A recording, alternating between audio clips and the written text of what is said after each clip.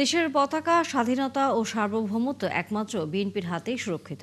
তাই জনগণকে রাষ্ট্রের মালিকানা ফিরে পেতে 12 ফেব্রুয়ারি ধানের শীষকে বিজয়ী করার আহ্বান জানিয়েছেন দলের স্থায়ী কমিটির সদস্য সালাউদ্দিন আহমেদ।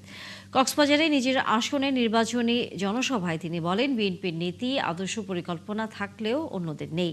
বিস্তারিত মোহাম্মদ হোসাইনের প্রতিবেদনে।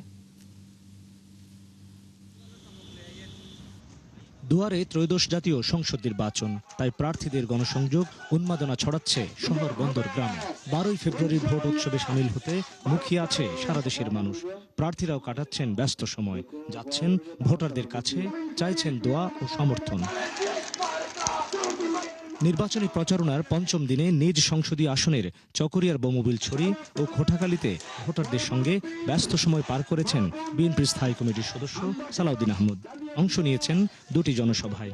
প্রথমে বমুবিলছড়ি ইউনিয়নের জনসভায় যোগ দিয়ে স্থানীয়দের সামনে তুলে ধরেন দলের পরিকল্পনা, দেন উন্নয়নের নানা প্রতিশ্রুতি। আশাবাদ জানান, আগামী নির্বাচন হবে মানুষের ভাগ্য বদলের।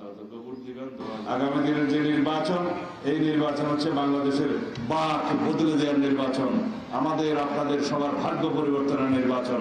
এই দেশের সবাই সাম্য, মানবিক মর্যাদা এবং সুবিচার চায়, সেটা প্রতিষ্ঠা করার নির্বাচন আগামী নির্বাচন।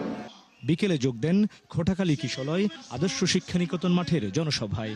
দেশের স্বাধীনতা, সার্বভৌমত্বের সুরক্ষা আর রাষ্ট্রের মালিকানা ফিরে পেতে 12 ফেব্রুয়ারির ভোট যুদ্ধে ধানের শীষকে বিজয়ী করার আহ্বান তার। এই পতাকা আমাদের হাতে সুরক্ষিত, এই বাংলাদেশ বিএনপির হাতে সুরক্ষিত, এই দেশের স্বাধীনতা, সার্বভৌমত্ব, গণতন্ত্র বিএনপির হাতে সুরক্ষিত। ইনশাআল্লাহ আমরা বিএনপির নেতৃত্বে এই দেশের জনগণ ভবিষ্যতের শক্তিশালী গণতান্ত্রিক রাষ্ট্র বিনির্মাণ করব। আপনারা আপনাদের পরিবার, পাড়া, বন্ধুবান্ধব, আত্মীয় স্বজন, এলাকাবাসী সবাইকে একটু আহ্বান জানাবেন, অনুরোধ করবেন, আমার একটা সালাম পৌঁছে দিবেন, দোয়া চাইবেন এবং দানের শীষে একটা ভোট চাইবেন। নির্বাচনী প্রচারণায় ব্যস্ত সময় পার করছেন বিএনপির স্থায়ী কমিটির সদস্য সালাউদ্দিন আহমেদ।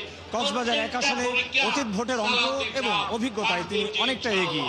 এখানকার ভোটাররা তার নির্বাচনের প্রতিশ্রুতি এবং পরিকল্পনার প্রশ্নে আবারও সালাউদ্দিন আহমেদের উপরেই আস্থা রাখতে চান। মোহাম্মদ হুসাইন, 71, কক্সবাজার।